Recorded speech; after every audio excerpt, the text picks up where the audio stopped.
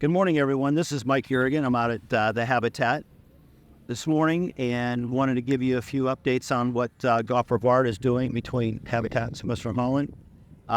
We've got a lot going on the courses, and if you do come out, you'll see a lot of the changes that we've made. Wanted to get into just something real quick regarding this summer when we close in May and June for the renovation of the greens over at Spessard, Holland, and some of the drainage and the tee work we're going to be doing. So on the tee sheet, what we're going to do with some of the other clubs in the area closing, we're going to have a double tee start in the morning at 7:30 to about 9:22 off the front nine and the back nine. So you'll be able to get out in the morning and play, and then after that, 11:45 on, we'll have the first tee open for regular, just regular straight tee times. So as that goes, based on the requests from the tee sheet and from golfers in the area, with some of the courses, renovating also like we are, where our expectations are, we want to be ready for it. So just keep your eye on the emails that Caleb sends out and some of the information at the pro shops, and we'll try to keep you informed. But as of right now, that's what we're going to stick with, and if something changes or whatever, we'll be happy to let you know right away.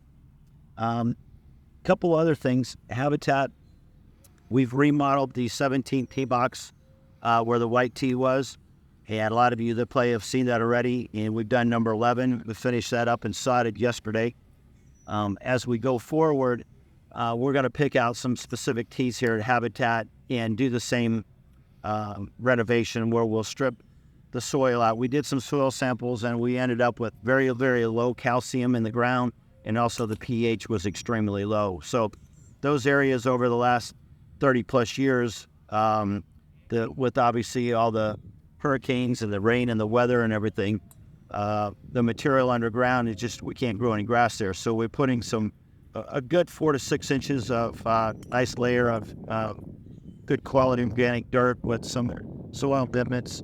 It just our whole process of moving forward to try to make the golf course even more enjoyable for you, and obviously take away some of the maintenance issues that we have with some of those tees. Like this morning, for example, we sent everybody off the back nine because we're pencil tining the greens. We're doing preventative maintenance. In public golf and in the past, that was reactionary. Something would happen, we'd have a disease hit or something, we'd try to spray or fertilize. But with the situation we're in right now, we can do some of these preventative things that will make the golf course even more playable at both places. And that's the same thing with redoing the greens over at Spessard, Holland. Doing the greens now means we don't have to keep manipulating and doing more things to them over the next 20 years. So if we do everything properly forward, we'll be okay for house to years. So there won't be that issue. So, closing it 2 months, it seems like a lot, but in the scheme of things, and we just stay patient and we do the right things and we do the things that we need to do to make the courses better, those will eliminate. And then, as you all know, we're only closed 1 day a year, and that's on Christmas Day. We're open 364 days a year, and obviously we're trying to accommodate everybody we can. So we're just trying to be proactive. You'll see some drainage changes, some bunker renovation here at Habitat. The tee renovation we're doing at Spessard, Holland, we're using a machine called Planer. And you'll see over there where we did the fourth tee, the back tee on the fourth hole, the ladies' tee on 14, which is the front tee, and then we did the 16th tee, the back tee on 16 at Spessard, Holland. And what that's going to do is it's going to recover quicker, it's less labor intensive, it's less expensive, and we get the same result where we get a level turning teeing ground as opposed to having some of the humps in there. So we're gonna keep attacking these things as we go moving forward, and we just need your patience this summer because it's going to get a little messy out there in some certain spots, but we'll be able to move the tees around. And I think when you see the greens and what we're going to do with the Tiffy greens at the beach, I think you're all going to be very, very impressed with the turf and the quality, the green speed, and all the things that go with it. So with that said, hang in there with us for those 2 months, May and June. And after that, we'll do subtle renovations as we go forward. Eventually, we'll probably end up doing some irrigation work over at the beach. With that being over 24 years old now, we'll keep working on all that stuff.